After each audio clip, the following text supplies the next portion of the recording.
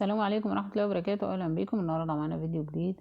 عاملين بقى أكلة جميلة تنفع في العزومات بقى في رمضان. كل سنة وانتم طيبين. بس كالعادة يا ريت قبل ما نبدأ الفيديو اللي معملش اشتراك في القناة يعمل وفعل الجرس علشان يوصلكوا كل جديد. ولايك وشير كده ودعمونا بدعوة حلوة كده ربنا يصلح حالنا وحالكم يا رب في الأيام الكريمة دي. أولا نسمي بسم الله. أنا هعصج اللحمة. طبعا احنا كلنا عارفين تعصيج اللحمة يعني، بس قلنا برضو نعصج اللحمة على السريع كده مع بعض. معايا نص كيلو لحمة مفرومة تكون ملبسة شوية. حطيت معلقة زيت، معلقة سمنة بلدي، وهنزل باللحمة كده لحد ما تغير لون كده وتاخد صدمة معايا. وهحط لها بقى فرملها كده 3-4 بصلات في الكبة متوسطين يعني. وهنزل عليهم بملح وفلفل. طبعا انا في الكبة هفرم البصل ووراه الفلفل ووراه الطماطم على طول. فرمت البصل وحطيته اخد تتبيلة كده مع اللحمة. وبعدين هنزل بقرن فلفل الوان. يعني مثلا نص قرن من كل لون كده، احمر واخضر واصفر، علشان يدينا نكهة حلوة وطعم معايا اللحمة. وبرضو حبيتين طماطم كده فرمتهم في الكبة على طول وراهم.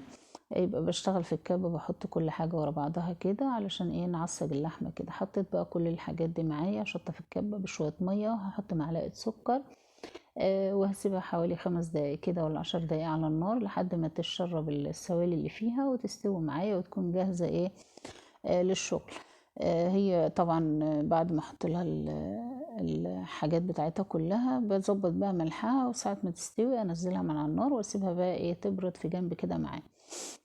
هنعمل بقى عيش الكانيلوني معايا، عيش الكريب، بس طبعا احنا هنعمله بطريقة حلوة علشان يدينا طعم حلو. فهشتغل بلبن وبيض. فهحط كوبايتين لبن وبيضة، وزي كوبايتين اللبن هحط كوبايتين مية. يعني عايزة هنعمل خليط ما بين المية واللبن.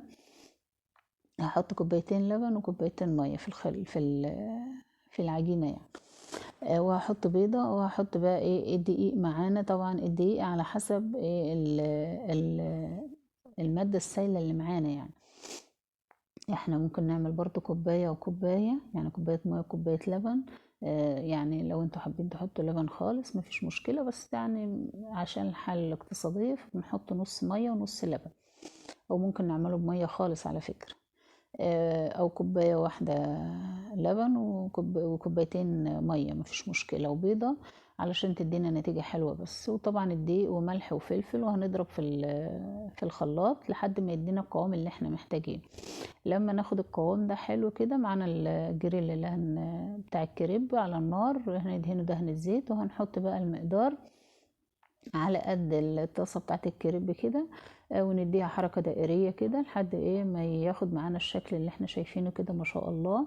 ساعة ما يبدأ يفصل كده هنقلبه على الوش التاني لحد ما نخلص بقى الكمية كلها زي ما احنا شايفين بكل سهولة.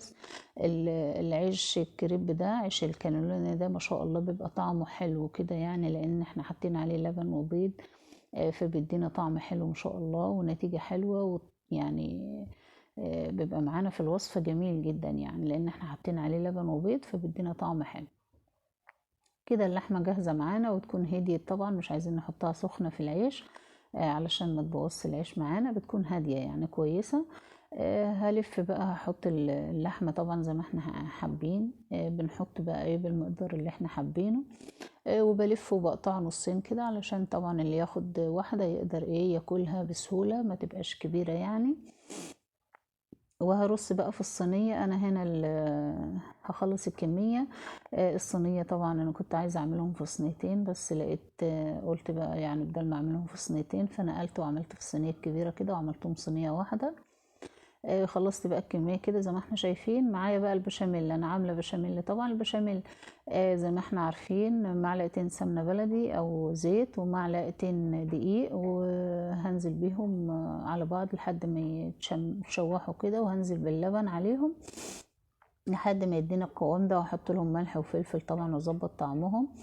على طول سخنين. بعد ما خلصت عملتهم على طول سخنين، وفي الاثناء ده الفرن مولع. هوزع بقى البشاميل كلها على السندوتشات الكريب معانا. وهدخلها الفرن. الفرن بيكون مولع. احنا طبعا في الاثناء دي الفرن مولع، بنحط البشاميل سخن على طول وندخل الفرن علشان ايه ما يعجنش معانا. بياخد بقى وش من فوق ومن تحت. احنا طبعا ممكن نحط على فكرة جبنة موتزاريلا، بس انا يعني ايه اقتصادا للموضوع ما حطيتش جبنة موتزاريلا. اكتفيت بالبشاميل بس زي ما احنا شايفين ما شاء الله الصينية طالعة بتتكلم عن نفسها، والطعم تحفة ما شاء الله. عايزة اقول لكم خطيرة، تنفع بقى في العزومات في رمضان، او كأكلة عشاء او غدا برضو، يعني زي ما احنا عايزين. ما شاء الله طعمها تحفة وتشرف في العزومات. هي لسه سخنة فانا ما قدرتش ايه يعني اوريكم بالظبط يعني شكلها من جوه، بس كانت سخنة لان ما قدرتش اوري. جربوا الطريقة وقولوا لي ايه رأيكم، ولو عجبكم الفيديو يا ريت ما تنسوناش في لايك وشير ودعوة حلوة. سلام عليكم.